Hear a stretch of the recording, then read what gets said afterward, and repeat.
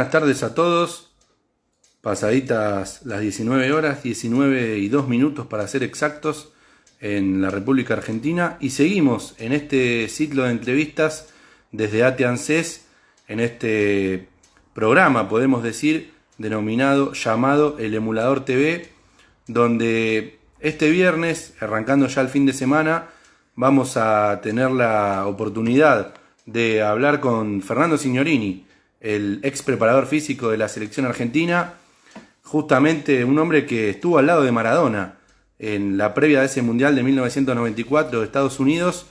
Mientras vemos que se van empezando a sumar a la charla, ahí saludamos a Matías, Matías Espina, colega también que, por supuesto, es el otro periodista que está justamente en este ciclo de entrevistas. Y ahí lo tenemos a Fernando, ahí lo saludamos y lo vamos a sumar a este vivo en un, ¿no?, de un partido impresionante del Bayern Múnich. Ahí lo tenemos al ex preparador físico de la selección argentina. Hola Fernando, ¿me escuchás bien? ¿Cómo estás? Muy bien, ¿cómo estás vos? Muy bien, todo bien. Acá desde Caballito, en esta cuarentena, ¿no? Todavía. Y un poco con el invierno, ¿no? Con el frío que va y viene, más allá de que hay días agradables. Sí, en general es como que ya nos olvidamos del invierno. Realmente no lo he sentido para nada hasta ahora, ¿no? Pues está bien que estamos todos encerrados y calefaccionados. Sí, es verdad lo que decís, exactamente. Y lamentablemente, bueno, estamos en el pico con lo que está pasando con la pandemia, ¿no? De tantos contagios, lamentablemente se llegó al récord de fallecidos hace unas 48 horas más o menos, pero bueno, esta pandemia que sigue, pero con la buena noticia de que va a haber vacuna en el primer semestre del año que viene, del 2021, ¿no? Con esa certeza. Sí, es una muy buena noticia, ¿no? Porque realmente es muy preocupante. Ya son demasiadas las víctimas, más allá de los contagiados, fundamentalmente las víctimas fatales en todo el mundo, ¿no? Sí.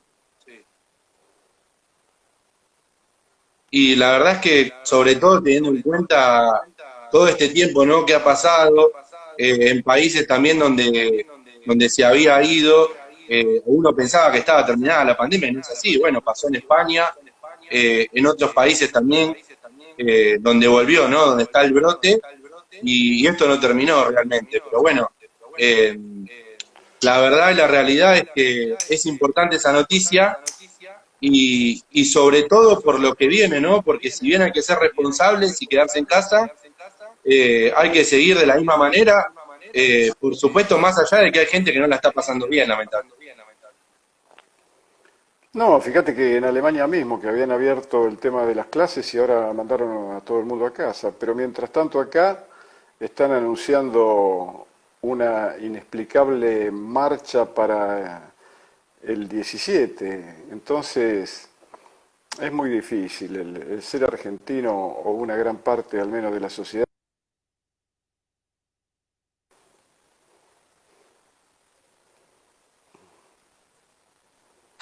Sí, es complicado, ¿no? La situación, la verdad es que, bueno, los medios cuando hablan de la cuarentena y no de la pandemia, siempre es de esa doble vara, ¿no? Muchas veces que ha pasado esa cuestión de siempre buscarle la vuelta, como de hacer una crítica que en realidad no es que es una crítica, sino que desde un sector político se agita constantemente en los medios de comunicación esa situación que es falsa, ¿no? De la cuestión de la cuarentena. Bueno, lo explicó muy bien hoy el gobernador de la provincia, ¿no? Esa situación. Sí, claro, pero vos también fijate quiénes son los que hablan, ¿no? Son operadores que como siempre están al servicio del poder económico concentrado. Entonces, yo no sé, sinceramente, a veces me pregunto, ¿cómo hay gente que todavía lee Clarín, lee La Nación, o mira TN, o escucha, qué sé yo, a Leuco, a Echecopar, y lo lee a Morales Solá, y a Longobardi, y a Feynman, y después te tenés que aguantar que, qué sé yo, que hasta Expert habla de coronavirus? Es una cosa es un país inviable de esta manera, ¿no? Sí, coincido con lo que decís. Y bueno, nos vamos a meter un poco en situaciones que te han tocado de cerca vivir. Por supuesto, fuiste preparador físico de la selección en varios mundiales, ¿no? En el 90, en el 94, al lado de Diego en la preparación. Una pregunta que me fue surgiendo también es con el grupo de compañeros que yo tengo de ATE, que hacemos el ciclo de entrevistas, de estas notas que venimos haciendo ya hace bastante en esta pandemia, de consultarte puntualmente por una cuestión que vos seguramente conocés, por supuesto, y quiero saber cuál sería tu recomendación con respecto al tema de la actividad física, ¿no? Cuando uno ya después, más adelante en el tiempo, pueda volver a quizás a realizar justamente algún deporte, ¿de qué manera o cuál sería el consejo, la recomendación para empezar la vuelta a la actividad? Bueno, siempre respetando las posibilidades de adaptación, tiene que ser un hecho racional, no dejarse ganar por el entusiasmo, porque muchas veces cuando vos no podés dominar todo lo que esto te produce, a lo mejor la gente tiende a hacer esfuerzos como para recuperar en pocos días lo que cree haber perdido en tantos meses, y eso seguramente va a ser mucho más perjudicial que beneficioso. Yo creo que hay que estar tranquilo y aceptar que este es un hecho inédito y que ninguno quiera ir más por arriba de sus posibilidades. Eso creo que va a ser el sentido común y la permanente consulta también con los especialistas va a hacer que los riesgos se puedan de alguna manera achicar.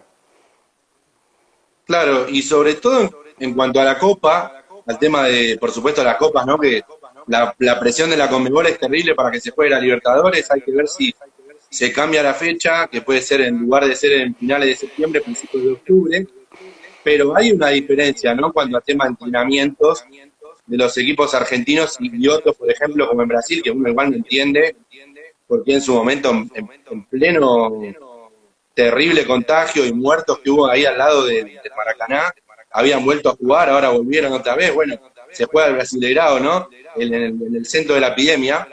El tema de la preparación física, ¿no? Y los equipos, que quizás va a llegar muy con los justos los equipos argentinos.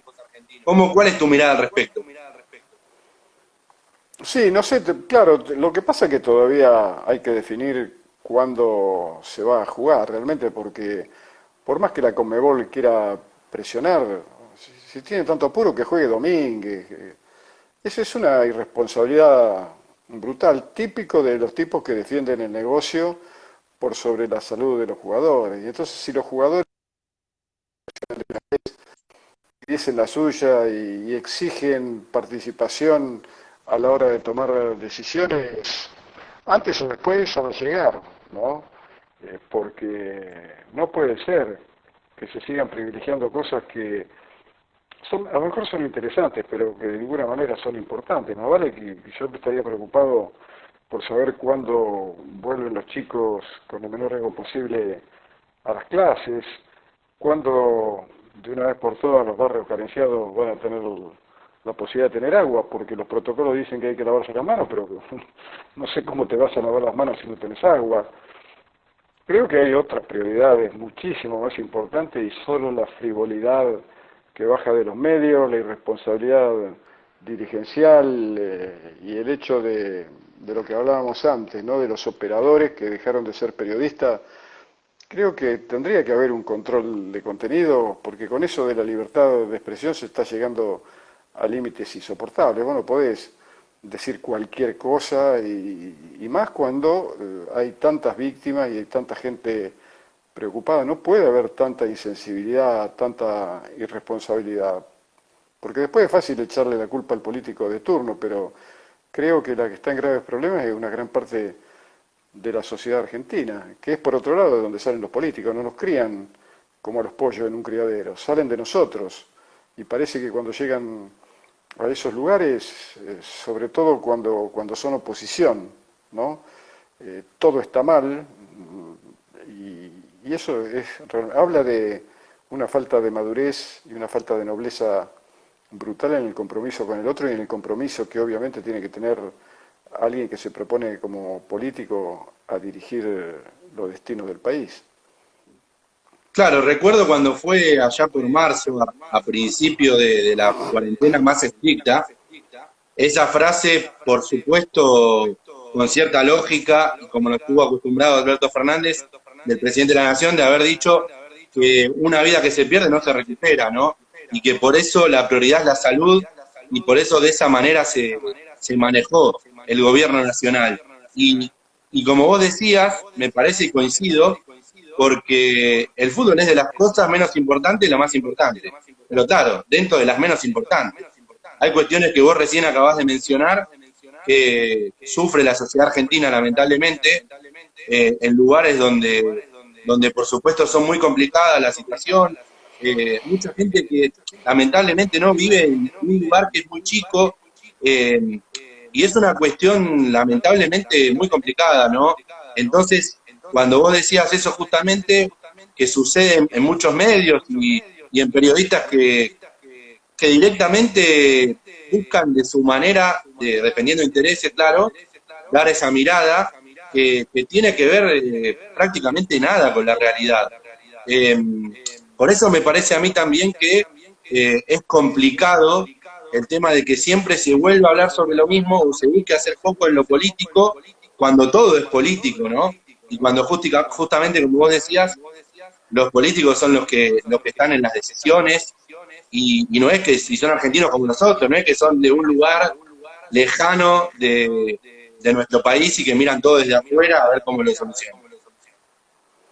Sí, sí, definitivamente.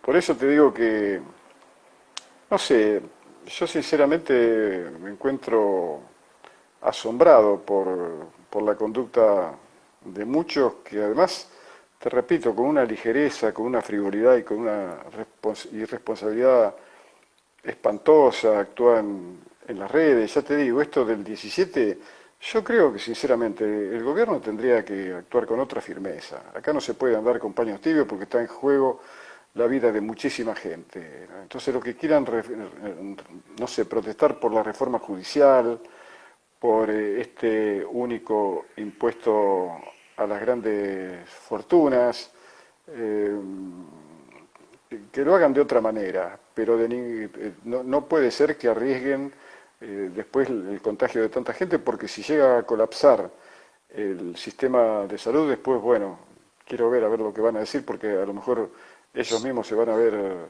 afectados. Y acá es siempre lo mismo. Mientras les pase al otro, a mí no me importa nada por ese individualismo feroz y tan preocupante que se ha desarrollado, al menos en, no en todos, afortunadamente, ¿no? Claro, sí, es verdad lo que decís, está clarísimo, Fernando, en tu concepto, como siempre. Yo quería remontarme a lo que pasó hace poco, hace unas horitas, minutos, la goleada aplastante del Bayern Múnich sobre el Barcelona. Cuando terminó el primer tiempo se me vino enseguida a la memoria aquella paliza de Alemania a Brasil, ¿no? En 2014. Esa diferencia abrumadora entre un equipo y otro en todos los ámbitos que uno busque del fútbol. No sé cuál fue tu sensación, vos que lo viviste de cerca, ese partido del Mundial del 90, donde Brasil pasó a la Argentina por arriba, y que uno todavía recuerda esos tiros en los palos, esa salvada, y por suerte ese gol que uno recuerda, ¿no? De la maravillosa jugada de Diego y la definición de Cani. Pero después de ese primer tiempo, ¿recordás algún partido así como ese y como este que se vio, de tanta diferencia? Sí, bueno, a veces se dan, pero generalmente entre equipos de distinto nivel. Lo que llama la atención es que el Barcelona también es un equipo de primer nivel mundial, que seguramente no está pasando por el mejor momento. Además, antes del partido a mí me habían llegado rumores de que el Lío estaba con algún problema físico. Yo creo que el golpe que le dieron el otro día, El defensor cuando de Napoli. sí, cuando le cometió penal, yo en ese mismo momento sentí que para mí algo le había pasado en la pierna, porque esa especie de latigazo que sufre la rodilla cuando te mueven de esa manera el pie de apoyo puede dar lugar, no en el momento, porque uno, bueno, todavía está con, eh, no sé, con todo el ímpetu del partido, pero creo para mí que algo ha pasado. Hoy lo vi absolutamente como preocupado, ¿no? Como falto de esa chispa, de esa potencia desequilibrante en los arranques, lo vi abúlico, pero más que nada lo vi preocupado. Yo creo que tendría algún problema físico. Ahora después, también no hay que quitarle mérito al Bayern, que planteó un partido que al principio era incierto, porque también el Barcelona tuvo varias llegadas e inclusive pudo ir en ventaja, después hubo un tiro en el palo también. Y después todo se decantó de esa manera. Creo que hay un momento en que los jugadores saben perfectamente que no pueden, y la diferencia fue realmente abismal con un equipo que, ya te digo, jugó muy bien con algunos jugadores de un rendimiento impresionante. Me asombró ese chico de 19 años, el lateral izquierdo, del que ya me Sí, el había canadiense. avisado un amigo.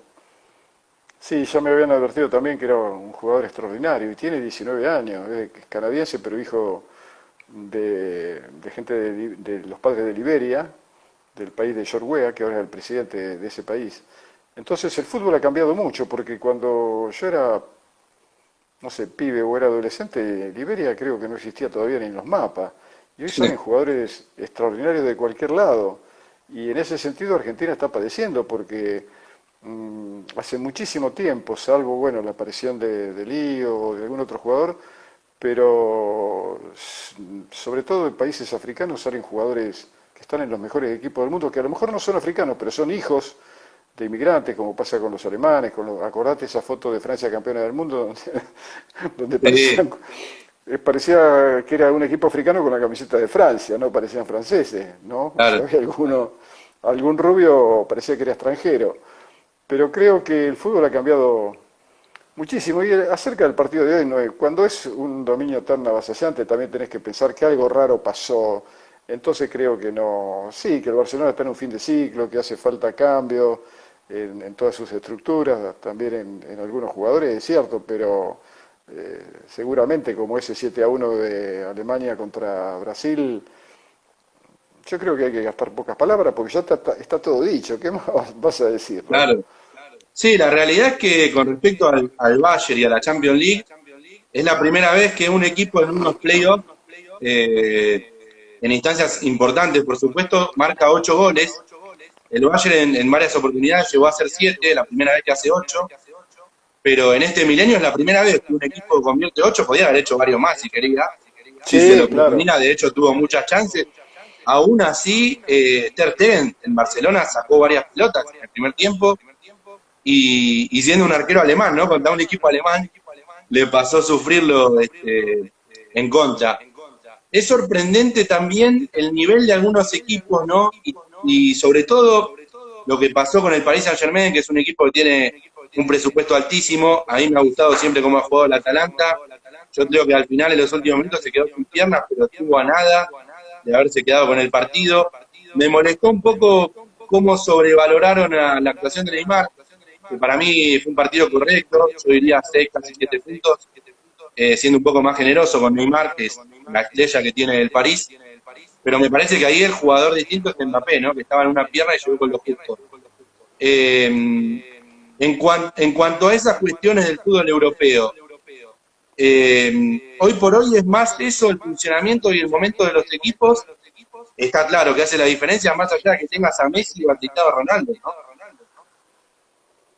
Sí, bueno, también es cierto que los equipos europeos también se ha potenciado mucho con la llegada de extranjeros, porque son grupos de inversión, en este caso los árabes, que ponen ingentes cantidades de dinero y se llevan a lo mejor de cada lugar. Yo creo que si a la mayoría de los equipos extranjeros le sacaba perdón, de los equipos europeos le sacaba la cantidad de extranjeros que tienen ¿qué sería, por ejemplo, el Maradona, perdón, el Barcelona sin Messi, Claro, ¿no?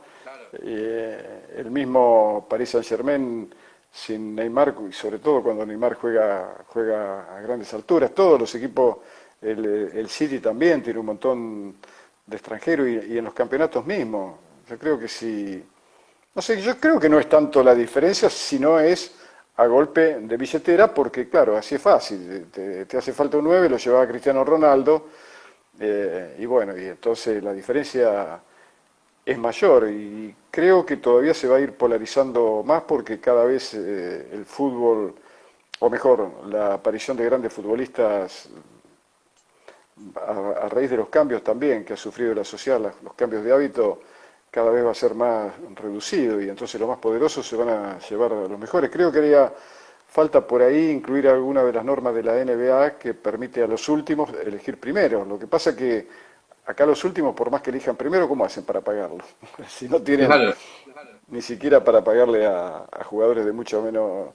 Creo que hay que repensar al fútbol en ese sentido porque si no van a terminar matando a la gallina de los huevos de oro, o va a pasar como lo que hace muchos años propuso Berlusconi, que en definitiva, bueno, que se haga una especie de Champions League con los mejores equipos del mundo y lo demás que no juegue más, con esa Sí. intensividad brutal que caracteriza a estos tipos, pero lo están llevando para ese lado, ¿no? Sí, es realmente complicada la situación. Me parece también que ha cambiado mucho eso que vos decís con respecto también a la formación de los jugadores. Y claro, que obviamente es más fácil, ¿no? Si viene un tipo que compra el Leipzig, se lleva a los mejorcitos de Alemania, por eso también están odiados. En aquel país va a buscar a los mejores jugadores jóvenes, le ofrece pagarle el triple, lo cual a veces pasa acá también con Boca o River y equipos del fútbol argentino. Ahora se habla mucho de la deuda que tiene River, también que le debe bastante a su plantel, que Nacho Fernández parece que se quiere ir. Es complejo también. Y yo te quería preguntar de aquellos mundiales donde vos fuiste parte, donde estuviste, porque también se le ha pegado mucho a esa selección del 90 y recordamos que hubo partidos donde llegaron con varias piezas menos, varios jugadores titulares lesionados, con lo justo lo físico. Eh, ¿Cómo se explica y qué recordás sobre todo de esos partidos con Brasil, después con Italia, que fue el mejor partido de esa selección?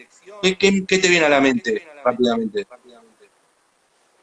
No, eso lo que vos decís, el partido contra Brasil en Turín fue solamente en el fútbol se da ese tipo de circunstancias, porque cualquier otro deporte no ocurre, los mejores generalmente ganan y cuando juegan bien mucho más, ¿no? Sea en deporte colectivo o en deporte individual.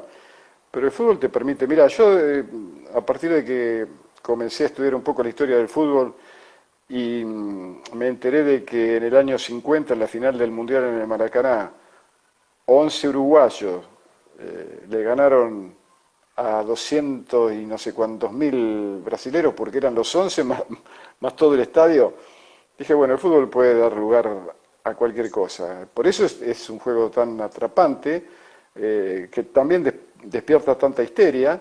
Yo creo que no debe haber ningún otro deporte en el que se hayan producido a lo largo de la historia tantas muertes por infarto en la gente que asiste o que lo mira por televisión. Yo recuerdo, ¿te acordás cuando River se fue a la B en el partido contra Belgrano, que salió ese video de un Sí, tipo el que ahora Tano no me Pazman. acuerdo, el Tano Pazman? Bueno, pero ¿sabés la cantidad de Tanos Pazman y que además tuvieron peor suerte de que quedan infartados por un Sí, partido por un partido de fútbol? Entonces yo creo que eso también forma parte de una especie de atraso en la evolución de cada uno, porque nadie se infarta por saber que Argentina, por ejemplo, padece el 9,1 de mortalidad infantil por cada 1.000 chicos nacidos vivos. No, eso no le interesa a nadie, pero ni siquiera les preocupa. Y por un partido de fútbol son capaces de perder la vida o perder amistades o provocar destrozos. Creo que estamos eso del sentido de pertenencia tiene orígenes tribales, como también lo es el nacionalismo, ¿no? Porque ¿cómo puede ser que por ser hincha de un equipo tengas que odiar al otro? Es lo mismo que por haber nacido en un país que no elegiste, porque nadie elige el lugar donde nacer, y sin embargo después, bueno, al extranjero hay que odiarlo, y acá se da hasta el caso casi risueño, ¿no? De que hay muchos nacidos en Argentina, pero con antepasados italianos, españoles, bueno, se quejan de la llegada de gente de países cercanos como Bolivia o de Paraguay, diciendo que hay que cerrar la frontera. Bueno, pero ellos están haciendo exactamente lo mismo que hicieron nuestros abuelos, con la diferencia de Claro, que nuestros abuelos llegaron antes, y ellos tienen el mismo derecho que tuvimos nosotros, ¿por qué no?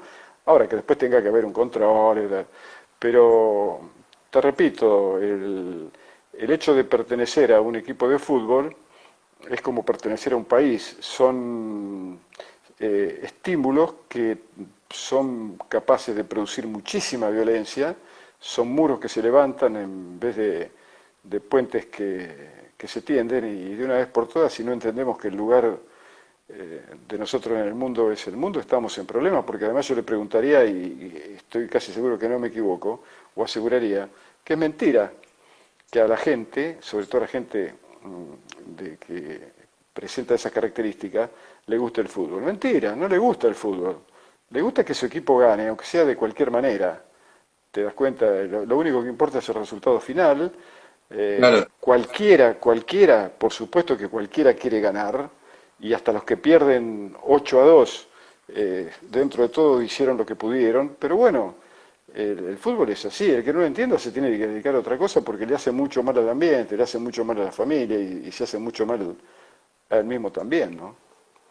Sí, suscribo tus palabras, es esa locura, ¿no?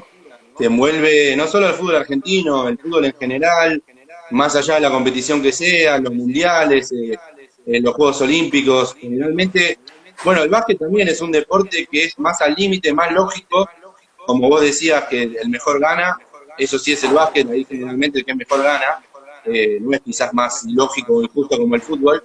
Eso es lo que tiene lindo el fútbol, pero claro, tiene ese componente o esa cuestión de cómo se toma el tema de los descensos, por eso después se sacaron las promociones, el miedo a no perder. Bueno, me parece que también esa definición en su momento de Bilardo, que dijo que el subcampeón como que no sirve o como que es el primero de los perdedores. Y en las últimas horas, más con un poco de ironía que de realidad, lo que dijo Simeone de que lo único que importa es ganar, como que lo es lo único que hay, que es ganar. Claro, uno juega para ganar, pero no gana siempre, generalmente pierde más de lo que gana. Es un poco también, me parece quizás un poco injusto en este tema, que ahora con esta derrota de Atlético de Madrid lo cuestionan tanto a Simeone, ¿no? Más allá de que son formas y estilos que uno puede no estar de acuerdo, pero también esas palabras que uno, o ese mensaje que uno da, a veces lamentablemente queda un poco preso de sus palabras. Sí, además es no sé, creo que quienes están en esos lugares que representan tanto para la sociedad de hoy, sobre todo para una gran parte de la sociedad, tendrían que tener mucho cuidado porque son estímulos verdaderamente perniciosos, sobre todo para los jóvenes, ¿no? Que escuchan eso, de que lo único que importa es ganar, que el segundo es el primero de los perdedores, que del segundo nadie se acuerda, y eso puede producir traumas muy preocupantes en la edad de formación, porque un chico entonces que no alcanza o no puede hacer realidad su sueño puede quedar tremendamente frustrado, ¿no? Por eso también debe ser que Argentina es el primer país del mundo de cantidad de psicólogos por cantidad de habitantes. Ganar es una posibilidad, es una ilusión, nunca tiene que ser una obligación. Y hasta que no lo entendamos, no vamos a debatir en esta especie de adolescencia de la que no queremos salir, al menos pensando en términos futbolísticos, ¿no? Sí, y hablando de ganar, y te tomo la palabra, fue realmente ganar.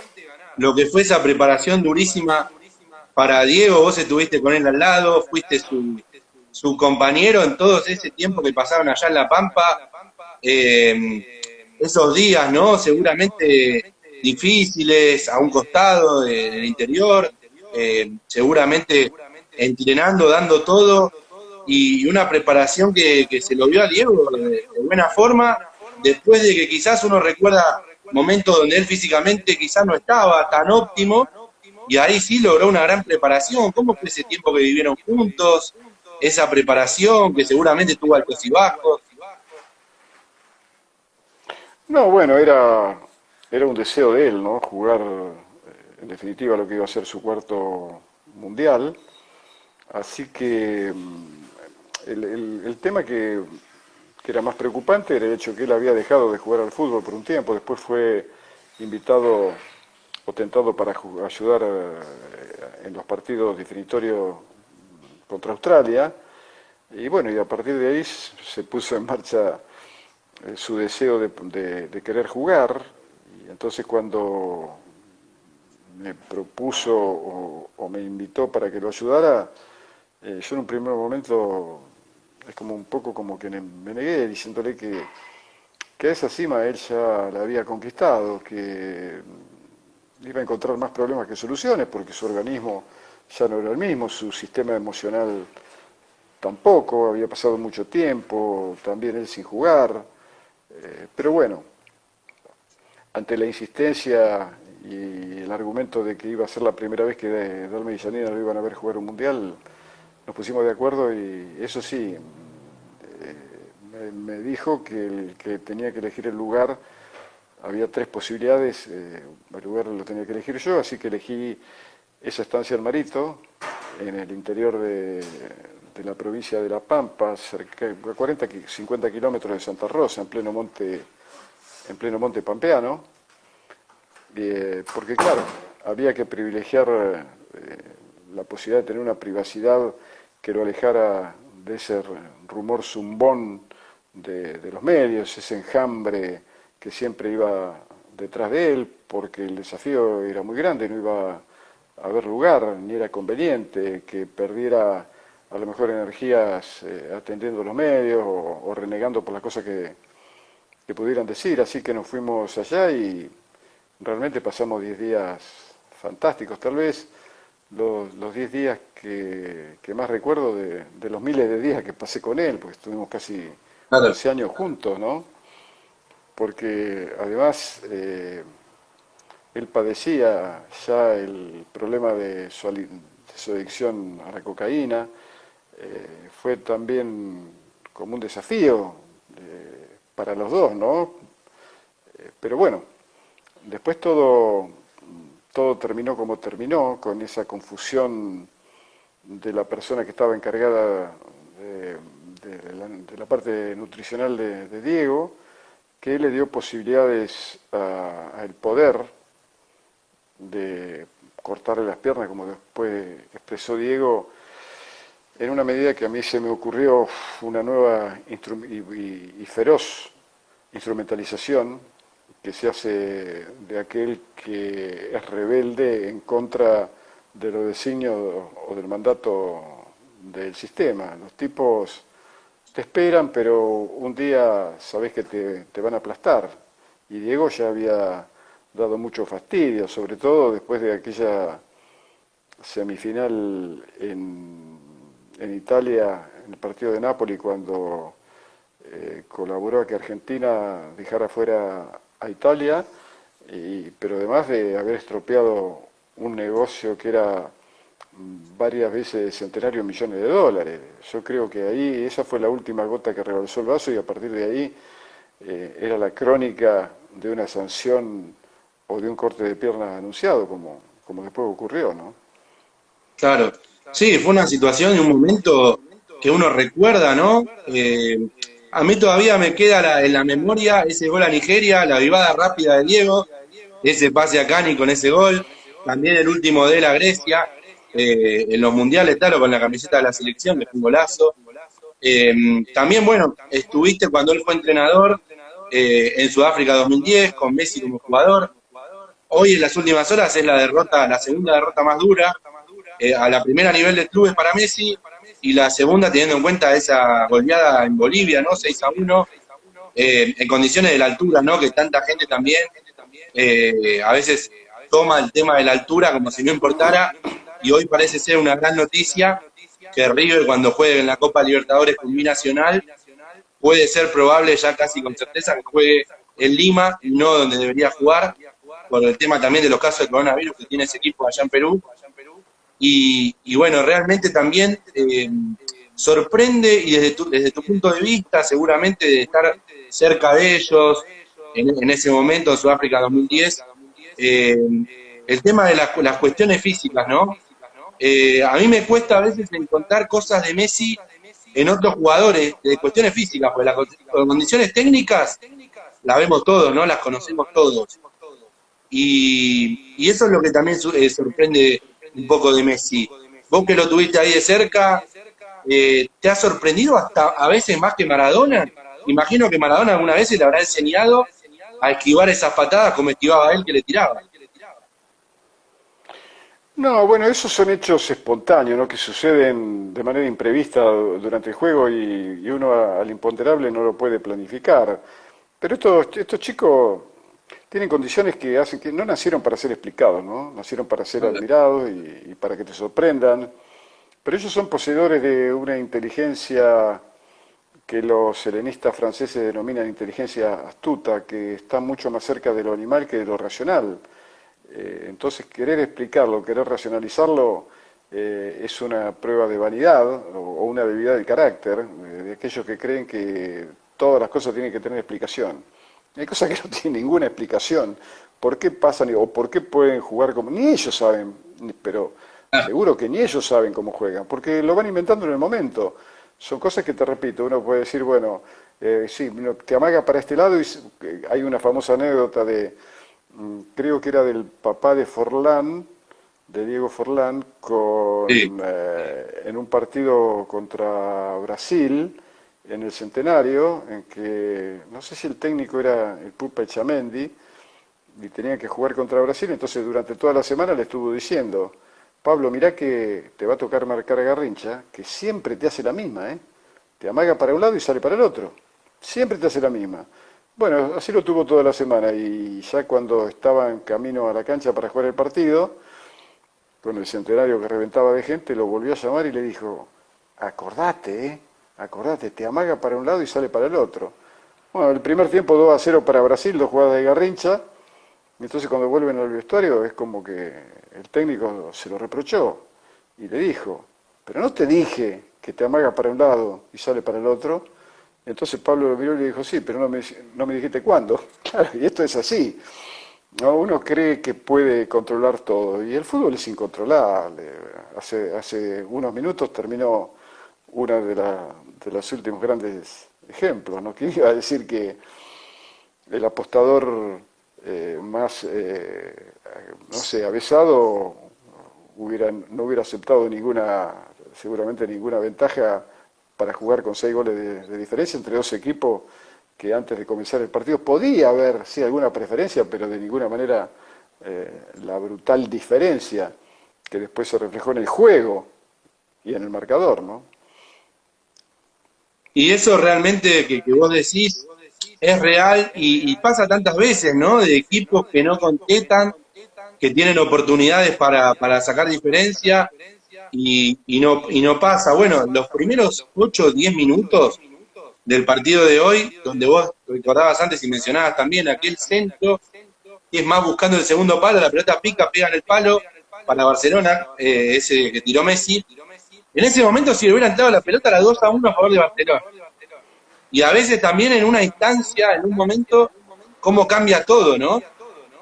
Todo. Después también, si no me equivoco, Suárez estuvo cerca también de convertir, que quizás llegó También. como complicado físicamente y le pegó como pudo. También con un arquero como Neuer, que es un animal, ¿no? Que es 1,90, un ropero rápido para salir, juega de líbero. Y me parece también a mí que hubo algunas amarillas que dejó pasar el árbitro, pero se vio un partido que yo me cuesta recordar. Decía eso de Alemania-Brasil en el 2014 y es difícil encontrar algún otro partido así.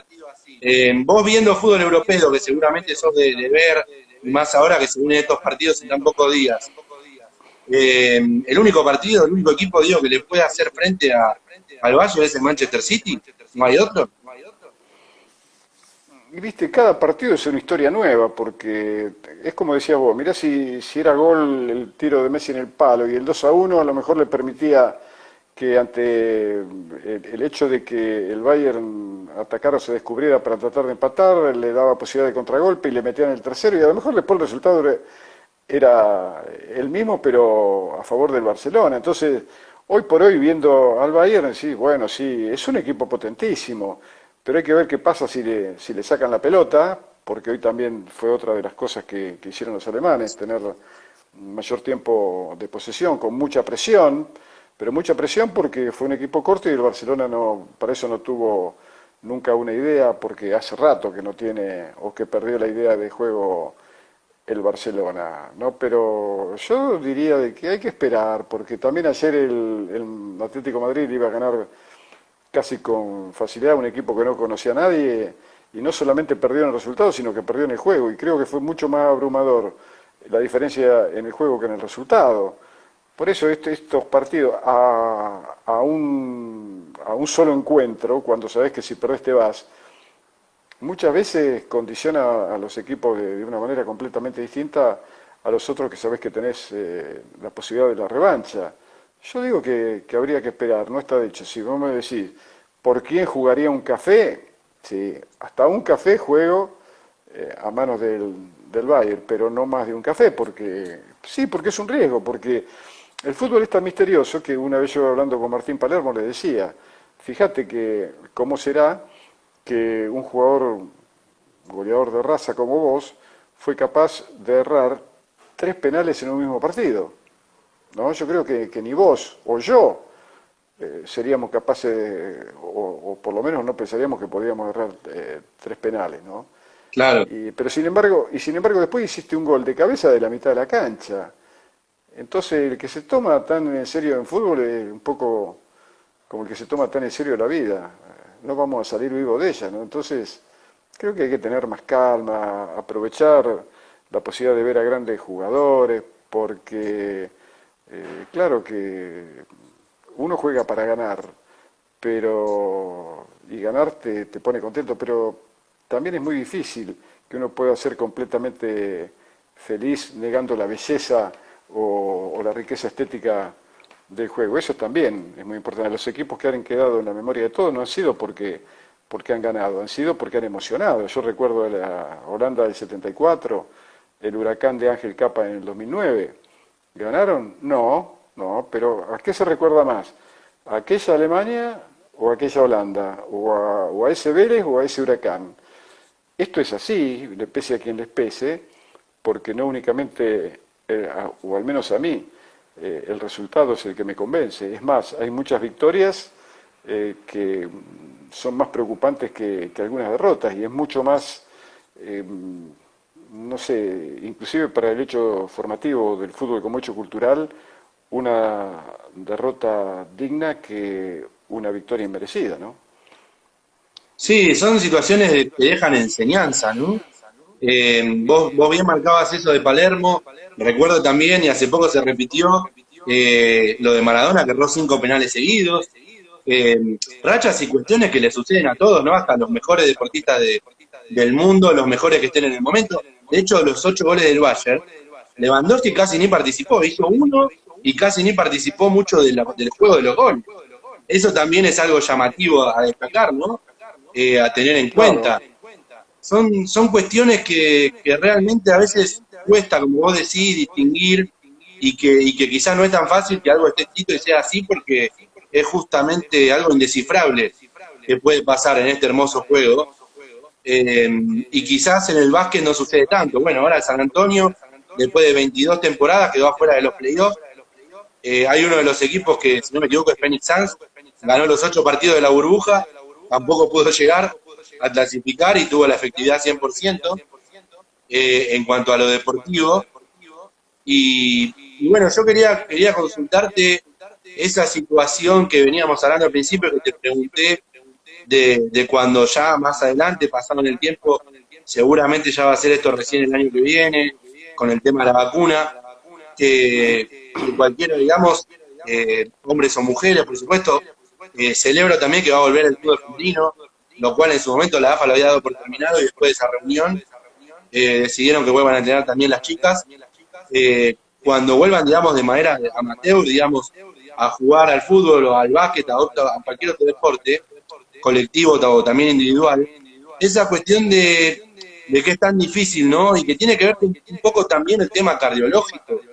Hay que estar atento a ese tema de los infartos, de cómo va reaccionando, como vos decías, de no digamos, dejarse llevar por la emoción y por la ansiedad. Sí, bueno, hace poco pasó, ¿no? Cuando se abrió, cuando fue el primer permiso para aquellos que les gusta correr y hubo, creo que fue acá en los bosques de Palermo, un señor bueno, que sufrió un infarto y perdió la vida. Por eso hay un viejo dicho oriental de 2000 años antes de Cristo que dice precisamente eso: controla las pasiones. El goce de los sentidos es la matriz de los futuros problemas. Entonces, antes que nada, sobre todo para aquellas personas que ya tienen una edad o que a lo mejor en los análisis clínicos, no sé, el colesterol está demasiado alto o la glucemia, bien harían en hacer una visita al cardiólogo y también al nutricionista, porque no hay valor más importante que el de la vida y no se la puede poner a riesgo simplemente porque tengo ganas de ir a... Y si lo van a hacer, bueno, que lo hagan, pero de manera muy progresiva y con mucho cuidado, ¿no? Sí, es clave y sobre todo, bueno, ese tema que vos mencionabas de los runners pasó, también sucedió ver tanta gente, ¿no? Corriendo y sobre todo esa cuestión que sucedió de la gente corriendo al lado del hospital ahí, cuando, bueno, estamos en una pandemia con cuestiones que suceden lamentablemente a nivel mundial y que estamos también en el momento donde más contagios hay en el mundo. Me suena también insólito la cuestión de Estados Unidos, de que ahora en Carolina del Norte vuelvan a las clases, ¿no? Es realmente, ya no se le encuentra una explicación bueno, la poca importancia que se le dio a la vida desde el gobierno de Estados Unidos y también lo que pasó en Brasil, pero esas decisiones y esas cuestiones que claramente no se toman en cuenta, ¿no? Parece ser como que no se le, no sé, como que no importara justamente la salud o la vida cuando estamos en plena pandemia y es un virus que golpea a todos, ¿no? Bueno, precisamente por eso, porque desde hace muchísimos años que el sistema ha tratado por todos los medios de desarrollar un individualismo extremo en el que solamente te tiene que importar de vos y para nada del otro. Entonces yo digo de que también eso me hace acordar una frase de Einstein cuando decía que conocía dos cosas infinitas, ¿no? Una era el universo y otra la estupidez humana, pero que del universo no estaba muy seguro. Imagínate si hubiera venido a Argentina, menos duda hubiera tenido todavía, porque acá hay una cantidad de estúpidos demasiado preocupante, de estúpidos, de gente que con una enorme frivolidad, con un enorme desinterés por el otro, con una que son lincheras en cuanto a la riqueza espiritual que tienen, porque al no tener nada adentro tienen que salir a buscar afuera lo que precisamente no tienen adentro. Ayer mismo estaba leyendo una frase de Bertrand Russell, un filósofo y matemático inglés que fue Nobel en el 1950, que tiene libros maravillosos que yo te recomiendo, que el tipo dice que uno de los grandes problemas que va a afrontar la humanidad es el hecho de que el que no sea capaz o que las nuevas generaciones, si no son capaces de vencer el aburrimiento, va a dar lugar a una sociedad muy preocupante. Y esta es la verdad, porque si vos tenés intereses distintos y una vida interior que has desarrollado a través de la sensibilidad, bueno, no hay manera de aburrirse, porque la vida es realmente eso, es un rayito ínfimo de luz entre dos grandes océanos de sombra, el que te antecede, antes de nacer, y después el que te va a tocar no vivir nunca más hasta por la eternidad.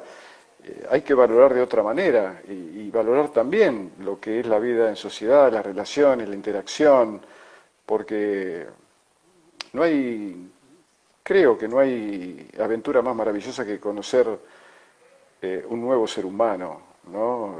Y ni tampoco creo que haya cosa más importante que ser capaz de respetar al otro como tal, que es el mismo respeto que uno exige para uno. Sin embargo, estamos llenos de vanidad. Fíjate vos los programas de la televisión argentina, ¿cómo no te va a preocupar un país donde el rating lo maneja Susana Jiménez, Mirta Legrand, los programas de Chimento, todos estos tipos que son realmente despreciables para una sociedad que quiere ser distinta y mejor? Y el fútbol también, como hecho cultural, eh, si no es transformador de una realidad social que es realmente preocupante, ¿de qué sirve? ¿Qué sirve? ¿Para dar 4 vueltas tocando bocina porque saliste campeón? ¿O sirve para el gran negocio y también para estupidizar a la gente o para manipularla y hacerla olvidar de los reales problemas que afectan a la sociedad del mundo, ¿no? Claro, sí, es verdad, porque vos lo que tomás en cuenta, por supuesto, es siempre esos intereses y esa cuestión de individualismo. Lamentablemente yo creo que ha cambiado mucho y sobre todo se ha notado en los últimos años, ¿no? Bueno, justamente en unas horas, dentro de poquito, va a ser el Día del Niño, el Día de la Infancia, el Día de la Niñez, para todos. Y a mí me sorprendió y me gustó, me resultó una frase realmente citando a la verdad, ¿no? Y a la realidad. Una de las actividades que vi y pude compartir en un Zoom de un niño de unos 9 10 años, que justamente esto que vos remarcabas, Fernando, dijo que hay que tener optimismo, así literalmente lo dijo textual, que hay que tener optimismo no como en los noticieros. Y eso dijo un niño, ¿no? De 9 10 años. Digamos, qué importante y qué real es esa frase, ¿no? Porque como vos bien remarcaste la cuestión del rating y todo eso que está dentro de los medios hoy, y qué importante es también esa frase porque es verdaderamente cierta. Sí, bueno, y también pasa en los programas deportivos, ¿no? Es inexplicable que en un país donde hay gente que realmente sabe de fútbol y sabe y mucho de fútbol, estén estos tipos que además los ponen de saco y corbata para hacerlo un poco creíble, pero son patéticos y que son irrespetuosos y que también ellos son producto de una sociedad perversa.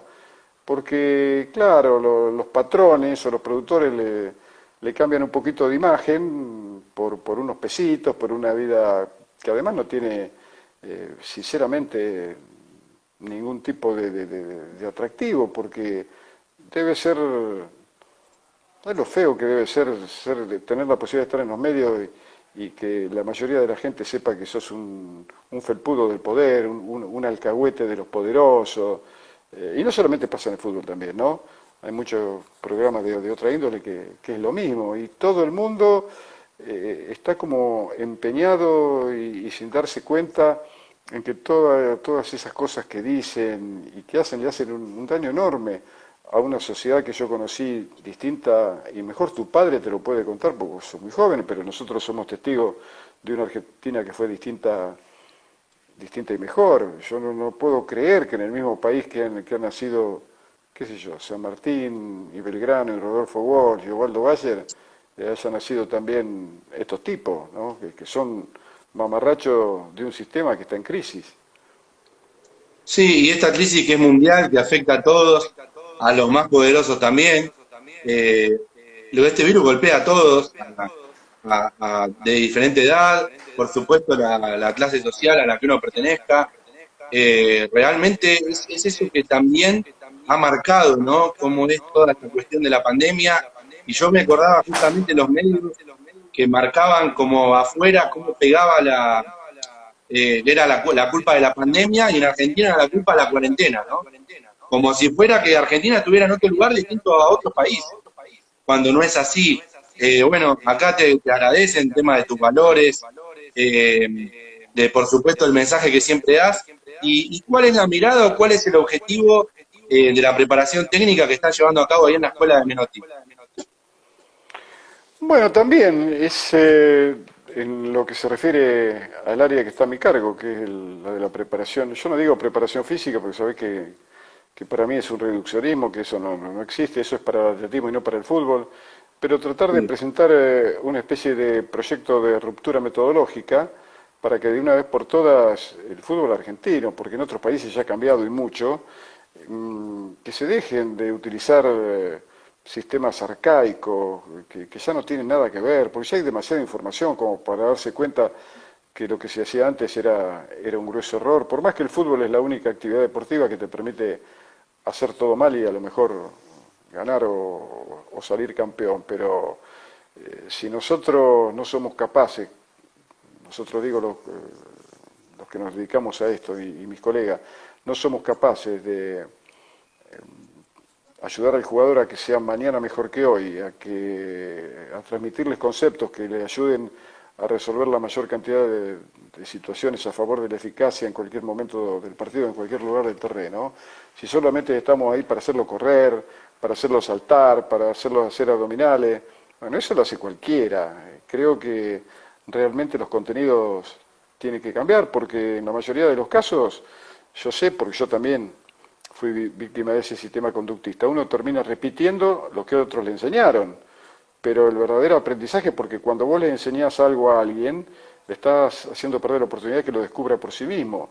Y yo me tuve que hacer así, una vez que salí de instituto, después trabajé 10 años en Rivadavia de Lincoln, y después me fui a Europa, y bueno, y claro, y ahí tuve la posibilidad de juntarme con tipos, qué sé yo, por decir, algunos como Enrique Omar Sívori, como Alfredo Di Stéfano, por supuesto como Diego, como César Menotti, que realmente me hicieron rever absolutamente todo, y bueno, y yo ya me di cuenta de que el 90% de las cosas que me habían enseñado y que yo hacía no tenían absolutamente nada que ver con un conocimiento profundo de lo que es el fútbol y de lo que es un futbolista, que es parecido a muchas cosas, pero solamente igual a sí mismo, ¿no? Y sobre todo, además de ayudarlos a ser mejores como jugadores, ayudarlos fundamentalmente a que también puedan ser mejores mañana que hoy como seres humanos, porque un día el fútbol se termina y no puede ser que sigan siendo víctimas de un sistema que los hace gente que lo único que tiene es plata, en definitiva, ¿no? Hacerle Claro. descubrir que también en la vida hay cosas maravillosas ligadas a la intelectualidad o a otras expresiones del arte, que sean capaces a lo mejor de comenzar o de recorrer la aventura no sé, de un instrumento o qué sé yo. Todo eso lo que le sale, le fluye de adentro a través de la sensibilidad, de que sean capaces de ser pintores. Mira, yo tuve en México un chiquito, un jugador muy joven que era también emergente de un barrio muy carenciado, y que un día me contó que a él le gustaba pintar y me mostró unos cuadros, pero preciosos que hacían. ¿Y por qué el futbolista tiene que estar negado a eso? ¿Y por qué tiene que ser considerado siempre un tipo que no puede hacer el agua con un vaso? No, tienen todas las posibilidades del mundo de ser mañana mejor que hoy, porque si queremos una sociedad mejor, lo que tenemos que tratar de hacer es mejorar a cada uno de los integrantes y sobre todo esa tarea se hace en la época de formación, para enseñarle al chico que, bueno, si no llega a través del fútbol, tampoco es una obligación, porque la naturaleza, en ese sentido, es impiadosa, pero podés llegar a ser o a concretar tus sueños a través de cualquier otra disciplina o a través de cualquier otra profesión, ¿no? Claro, y agradeciéndote, Fernando, esta charla, te hago una de las últimas ya. Quería consultarte qué mirada tenés o qué pensás vos después de esta pandemia, si como sociedad, porque me parece que hay una gran mayoría que tiene ese sentido que vos decís de justamente de empatía, de solidaridad. En los clubes se ha visto siempre, ¿no? Esa función social que tienen. Si vos crees que después de todo esto seremos una mejor sociedad o lo ves bastante lejano. No, no, ninguna, no, ninguna posibilidad, no, no. Los mejores, los buenos van a ser mejores, pero los malos van a ser peores y van a ser más sanguinarios porque van a querer recuperar, porque lo único que le importa es el tener por sobre el ser. Ya te digo, los buenos van a salir muchísimas veces mejor y los malos van a Claro. salir muchísimas veces, de eso no me cabe ninguna duda. Sobre todo esta élite perversa del 1% de la sociedad mundial que detenta el 80 o el 85% de la riqueza y que ha desarrollado armas de destrucción masiva que ponen en riesgo la continuidad de la humanidad misma sobre el planeta. Y sin Claro. embargo no les interesa Y por ejemplo, esta locura que han hecho con los ecosistemas, la destrucción total, ayer estaba viendo una película. Fer, se cierra el tiempo. ¿Te parece? Salimos y volvemos a entrar. Así nos No, porque despedimos. tengo una cosa con un pueblito de Santa Fe, te había dicho por eso a las 8:30, pero si Ah, querés en otro perfecto.